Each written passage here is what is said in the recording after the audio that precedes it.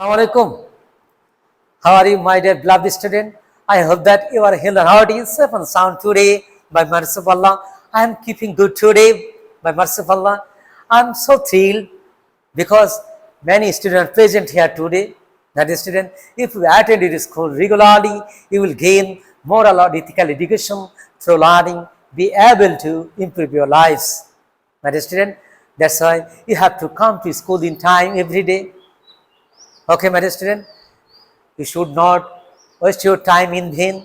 You should make good use of time. You should respect others. You should respect your parents and superiors. Okay, my dear student, now let's get started our lesson.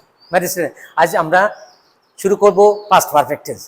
গত পর্বে গুলিতে আমরা past continuous পর্যন্ত শেষ করেছিলাম। চলো এখন past perfect tense কাকে বলে? My dear student, সংজ্ঞা হলো past perfect tense এর অতীতকালে দুটি কাজের মধ্যে যে কাজটা আগে ঘটবে সেটা হলো past perfect tense, আর যেটা পরে ঘটে সেটা হলো past indefinite tense। হ্যাঁ, ওকে। যেমন ডাক্তার আসার পূর্বে রোগীটি মারা গেল। মানে স্টুডেন্ট, এখানে দেখো ডাক্তার আসার পূর্বে রোগীটি মারা গেল। কোন কাজটা আগে হলো? রোগীটি মারা গেল, তাই না? ওকে মাই ডিয়ার স্টুডেন্ট, চলো এখন আমরা স্ট্রাকচার জানার এবং বোঝার চেষ্টা করি। My dear student, please listen to me, pay heed to my word. Okay my dear student, প্রথমে দেখো সাবজেক্ট, সাবজেক্টের পরে হ্যাড, তারপরে V3, ওকে, তারপরে বিফোর যদি হ্যাঁ, তারপরে বিফোর বসবে, তারপরে পাস্ট ইনডিফিনিট টেন্স হবে।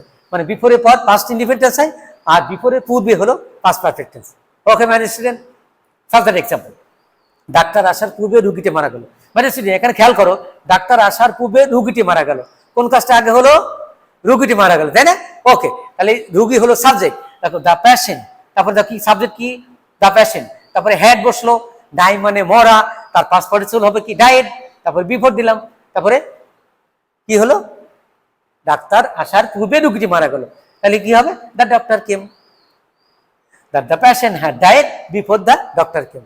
ওকে মাই ডিয়ার স্টুডেন্ট, এখন মাই ডিয়ার স্টুডেন্ট, এখন যদি এরকম থাকে যে ডাক্তার আসার পর রুগীটি মারা গেল, তাহলে কোন কাজটা আগে হলো? ডাক্তার আসার পর রুগী মারা গেল। তাহলে ডাক্তার আসলো, তারপর রুগী মারা গেল, তাই না?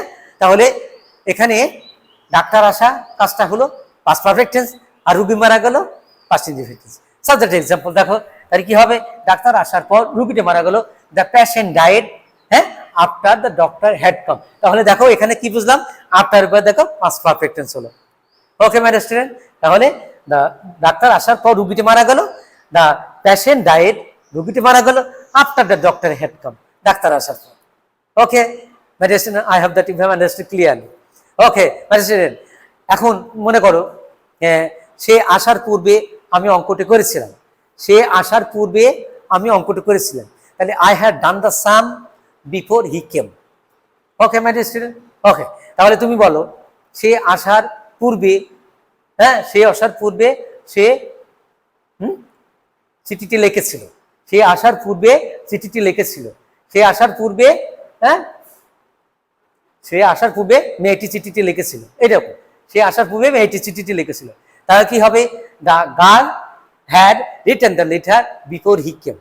ওকে, তোমার আসার পূর্বে আমি অঙ্কটি করেছিলাম। তোমার আসার পূর্বে আমি অঙ্কটি করেছিলাম, তাহলে কি হবে? তোমার আসার পূর্বে আমি অঙ্কটি করেছিলাম, তাহলে কোন কাজটা আগে হলো? আমি অঙ্কটি করেছিলাম, তাহলে I had done the sum before you came. Okay my dear student, okay. আচ্ছা, তোমার আসার পর আমি অঙ্কটি করেছিলাম, কি হবে? তোমার আসার পর আমি অঙ্কটি করেছিলাম, তাহলে you came after I had, হ্যাঁ, ইউ না, তোমার আসার পর আমি অঙ্কটি করেছিলাম, তাহলে I did the sum before after you had come. তোমার আসার পর আমি অঙ্কটি করেছিলাম, তাহলে কোন কাজটা আগে হলো? হ্যাঁ, তোমার আসার পর আমি অঙ্কটি করেছিলাম, তাহলে তুমি আসলে তারপরে আমি কাজটা করলাম, তাহলে তুমি আসলা, এটা কাজটা আগে হলো, তাই না? ওকে, তোমার আসার পর আমি অঙ্কটি ছিলাম, তাহলে I did the some after you had come. Okay my dear student, I hope that you have understood clearly. Practice makes a man perfect. If you try, impossible things can be made possible. That's why, okay, you have to be honest, hard worker, diligent and perseverant. Hard work brings us success. Success after success makes a man great. If you try, impossible things can be made possible. My dear student, you should obey your parents and teachers. You should help the distressed people.